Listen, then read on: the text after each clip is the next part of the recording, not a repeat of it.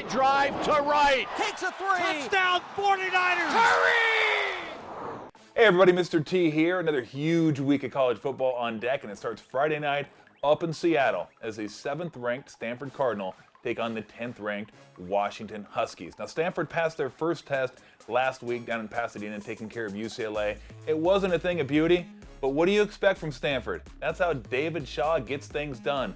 Physical, run the ball, make a few throws when you have to, and Burns wasn't great, but he made throws when he had to at the end of the game, and then hit Arcega-Whiteside at the corner of the end zone for a touchdown that gave them the lead. They end up going on winning on a fumble recovery at the end of the game, but that's the way they win, and that's the way they're going to have to win up in Seattle. Now, Washington didn't play anybody the first 3 games in the season.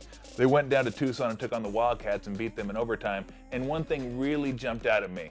They gave up 308 yards rushing to the Arizona Wildcats, who were without their number 1 back, Nick Wilson. That plays right into Stanford's hand. You know what they want to do, especially on the road.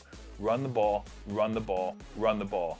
This is the biggest game of them all. Now, they're all big, but this one's bigger because Washington is also in the Pac-12 North like Stanford. And if you lose this one, they are now 1 game ahead of you, and they have the tiebreaker on you. Now, you're not going to go to the Final Four if you don't get to the Pac-12 championship game. That's the first goal. And to get to the Pac-12 championship game, they're going to have to go up to Washington and win on Friday night. Big game. Can't wait.